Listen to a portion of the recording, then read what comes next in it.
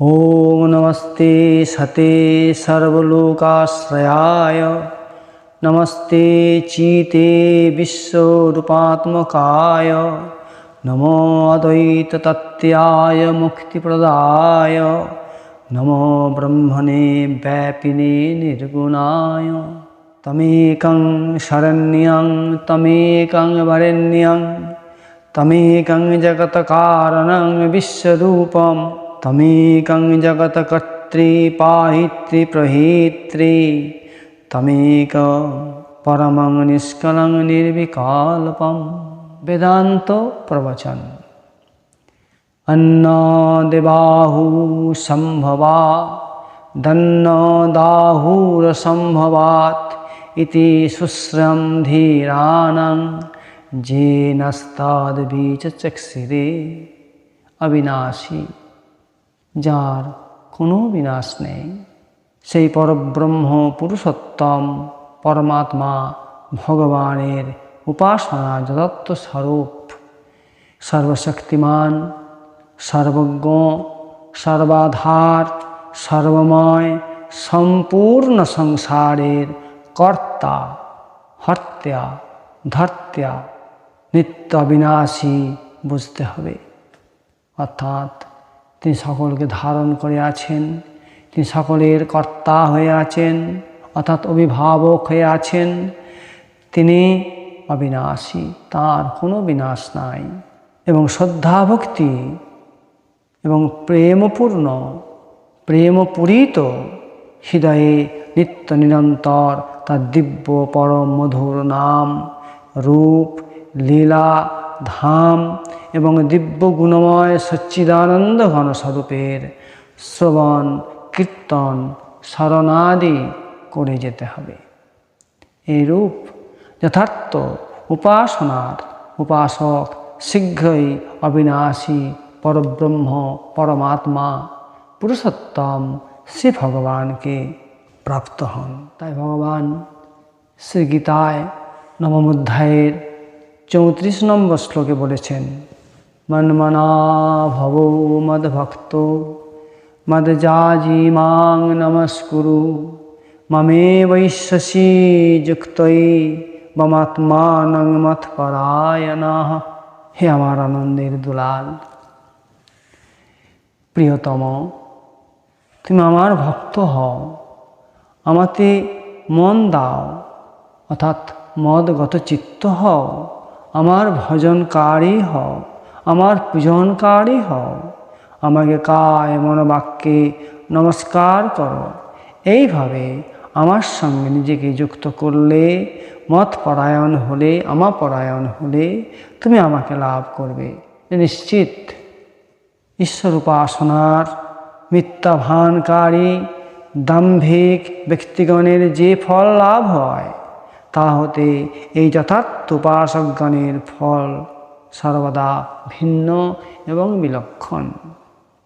এইরূপ বিনাশশীল দেবতা পিতৃগণ মনুষ্যাদি উপাসনার যথার্থ স্বরূপ শাস্ত্র ভগবানের আজ্ঞানুসারে দেবতা ব্রাহ্মণ গুরুজন এবং মহাত্মাদের সেবা পূজা করা, শুদ্ধভাবে থাকা, সরলতা, ব্রহ্মচর্য পালন এবং অহিংসা, এগুলিকে বলা হয় শারীরিক এবং কায়িক তপস্যা। এই কর্মগুলি কর্তব্যবোধে করে চলা। এই কর্মগুলিকে শ্রী ভগবানের আজ্ঞা পালন এবং তাঁরই পরম সেবাবোধে করতে হবে। তাই ভগবান আবার গীতায় অর্জুনকে বললেন 17 অধ্যায়ের 14 নম্বর শ্লোকে, দেব দ্বিজ গুরু প্রাজ্ঞ পূজনং শৌচমার্জবম ব্রহ্মচর্যমহিংসা চ শরীরং তপয়ুচ্যতে। দেবতা ব্রাহ্মণ গুরুজনদের পূজা এবং শৌচ সরলতা ব্রহ্মচর্য অহিংসা, এগুলিকে বলা হয় কায়িক তপস্যা। এই কর্মগুলিকে ভগবানের আজ্ঞা পালন এবং তাঁরই পরম সেবাবোধে করতে হবে। এরূপ নিষ্কামভাবে দেবতাদি মনুষ্যাদির এবং সর্বভূতের প্রীতি ভালোবাসা সেবার জন্য করা উচিত। এতে অন্তঃকরণ শুদ্ধ হয় এবং সে ভগবানের কৃপা ও প্রসন্নতা লাভ হয়, যার ফলে তিনি অর্থাৎ সেই ভক্ত মৃত্যুময় সংসার সাগর অতিক্রম করেন। এই বিনাশশীল দেবতাদের সকামভাবে উপাসনা করলে যে প্রাপ্তি হয় তা হতে এই ফল সর্বত্র ভিন্ন এবং বিলক্ষণ।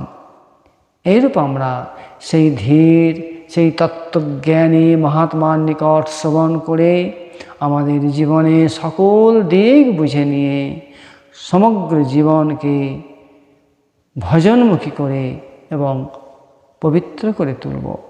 ইহাই শাশ্বত পথ, এতেই আমাদের কল্যাণ নিশ্চিত। কিন্তু খেলায় আসক্ত বালকেরা যেমন মূঢ়, তার জন্য বিদ্যাভ্যাস করাকে বিষতুল্য মনে করে, তেমনি বিষয়াসক্ত অজ্ঞানী ব্যক্তি ভগবৎ সাধন ভজনের মর্ম না জানায় ভগবত ভজন, ধ্যান, সেবা ইত্যাদিকে বিষতুল্য বলে মনে করে। এর থেকে জন্ম নেয় বিকৃত মানসিকতা। তখনই মনে হয় সংসার বিষময়। এই সংসার আনন্দময়, শ্রী ভগবানের আনন্দধারায় তৈরি। এই জগৎ সংসার তাঁরই। সংসার শব্দের অর্থ কী? সৎ সংস্কার দ্বারা সঙ্গবদ্ধভাবে যাহা সাজানো তাহাই সংসার। অর্থাৎ এখানে সর্বজীবই সঙ্গবদ্ধ, অর্থাৎ মায়িক আত্মীয়তার সূত্রে আবদ্ধ, যাহা সংসাজা অবস্থা। এই সংসেজে সারকে ধরা, অর্থাৎ সংসাজা জীবাত্মা পরমাত্মা শ্রী ভগবানের সেবার মধ্য দিয়ে সার বস্তু গ্রহণ করা, একেই সংসার বলা হয়। এই সংসার ক্ষেত্রটি পরমানন্দময় প্রেমময় ভগবানেরই লীলাবিলাস। এই তত্ত্বই হরি হয়ে হরিত লুকায়।